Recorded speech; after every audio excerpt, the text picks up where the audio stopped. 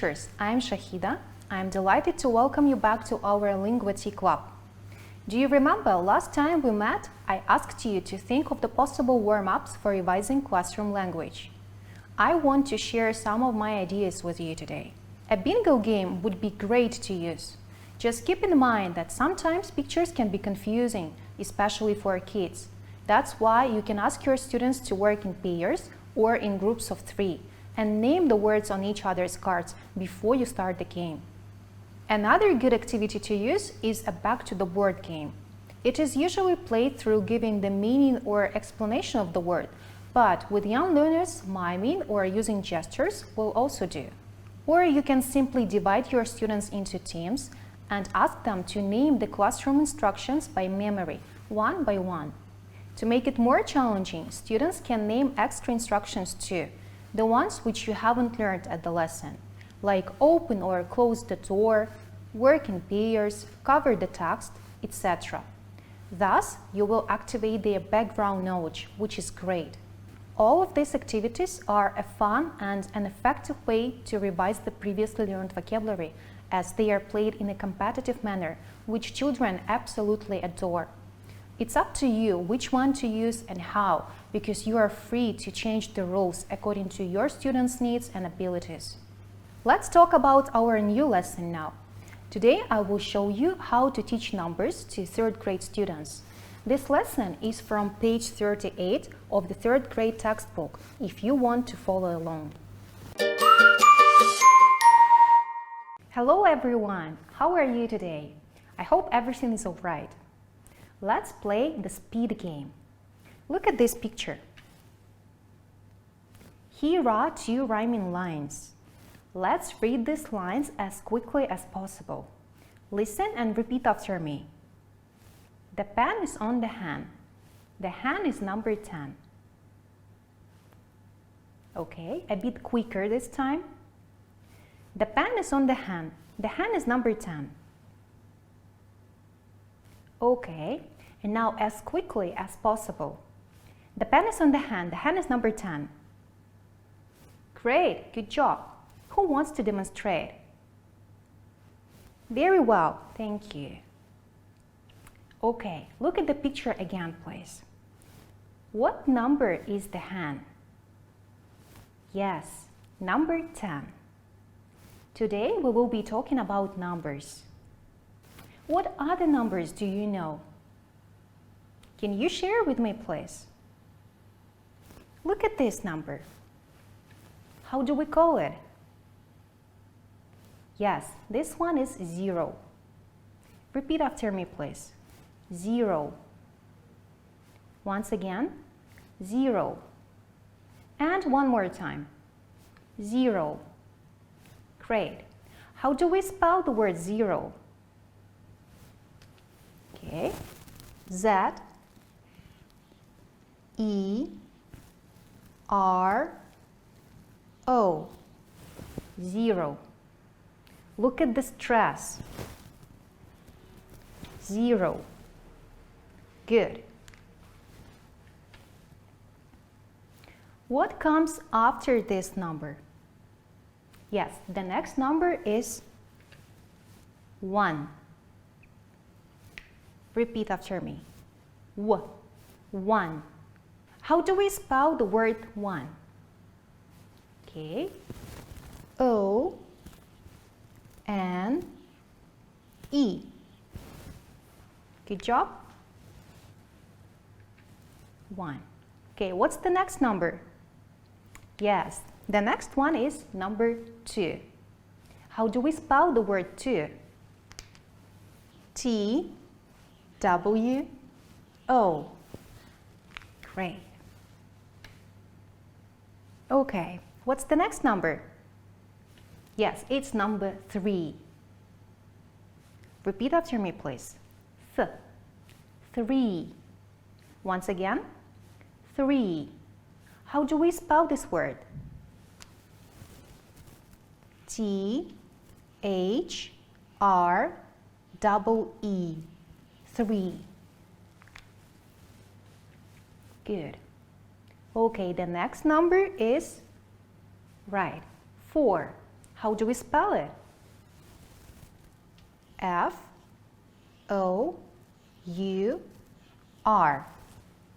Well done. What comes next? Right, the next number is 5. How do we spell this word? F-I-V-E.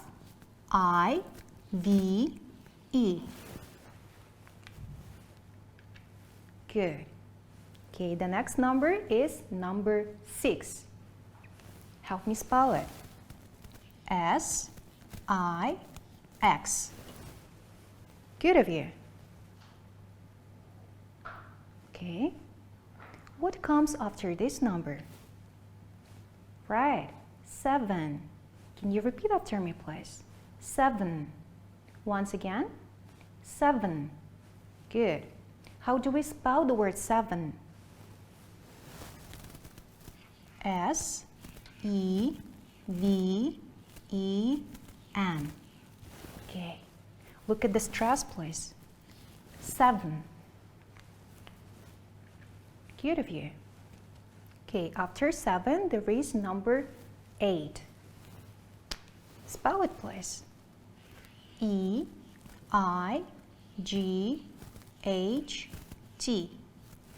All right. Okay. After the number 8, there is the number 9. Let's spell it. N-I-N-E. Okay. And the last number here would be number 10. Great. Let's spell it together. T-E-N.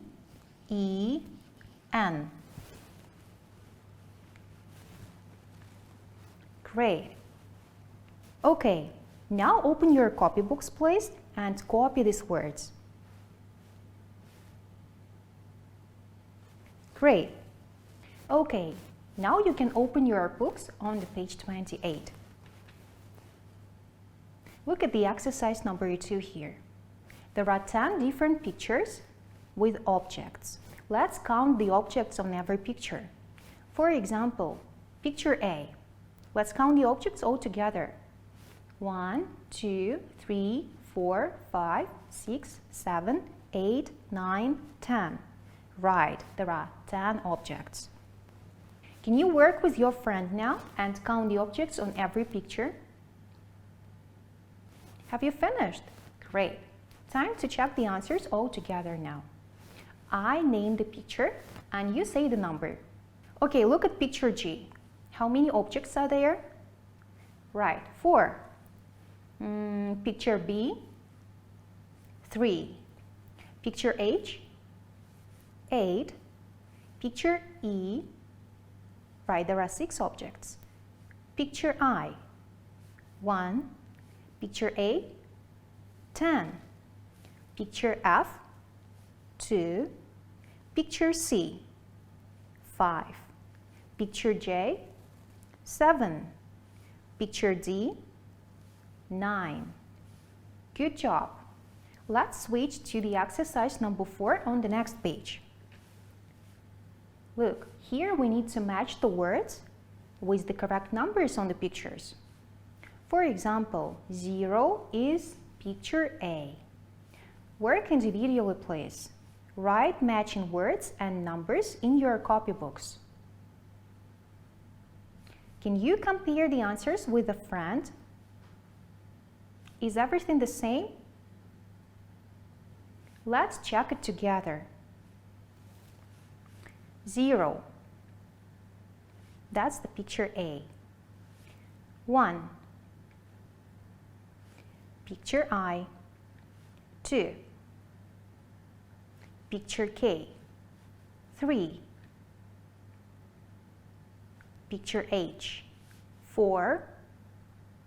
Picture B. 5. Picture E. 6. Picture J. 7. Picture D. 8. Picture F. 9. Picture G. And the last picture is C. Right, there is number 10 on this picture. Okay, Now, look at this scrambled word. This is a number. What number is this? Yes, this number is 0. Let's unscramble the word. How do we spell this word? Z-E-R-O. Let's check it. Yes, it's correct. Time to work with your friend now. Help each other to unscramble the words. Take the words one by one and spell them to your friend. When you finish, swap the rows and start from the beginning. Ready to check the answers? Great, let's do it all together. I will show you the card. If you know what number this is, if you can unscramble it and spell, then raise your hands, okay?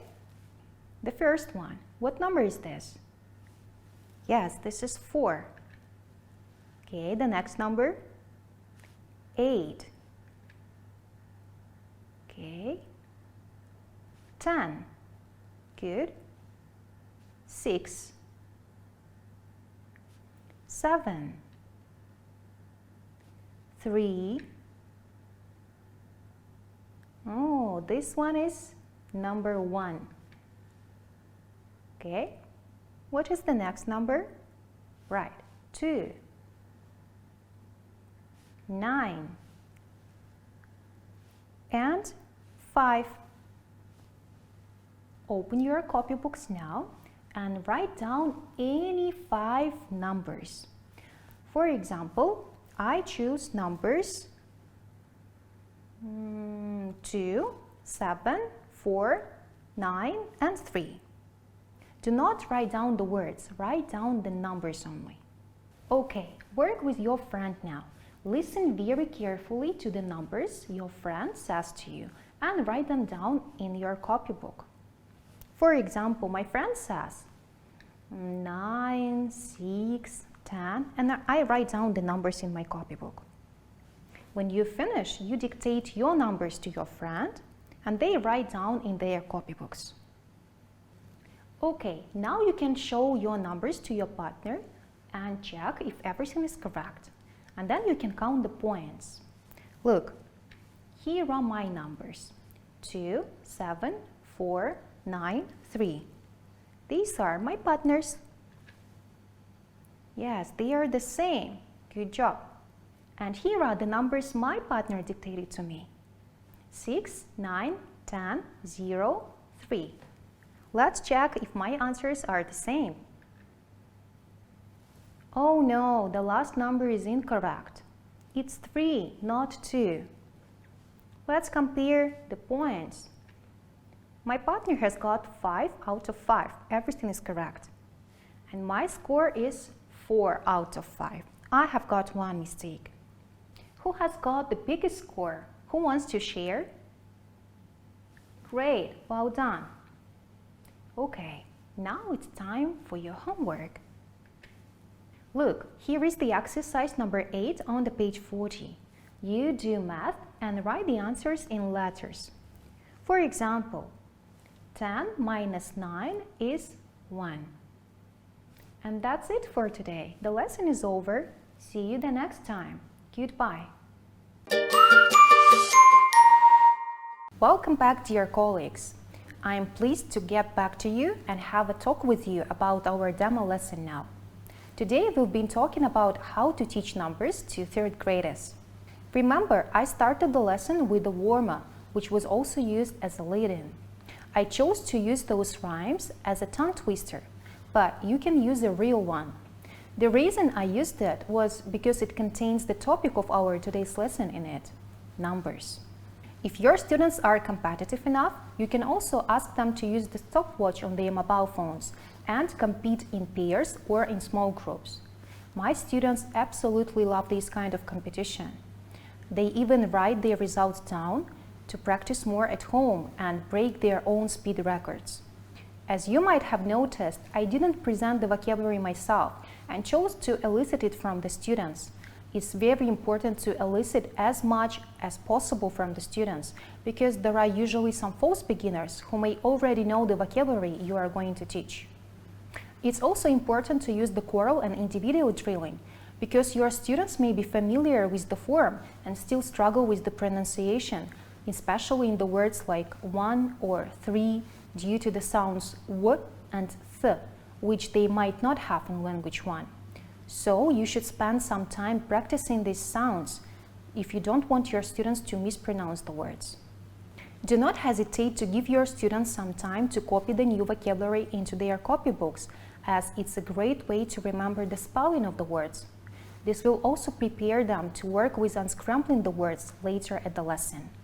As you remember, in the exercise number 2, students were to count the objects and say the numbers to each other. I chose to ask my students to work in pairs, but you can always start with the individual work.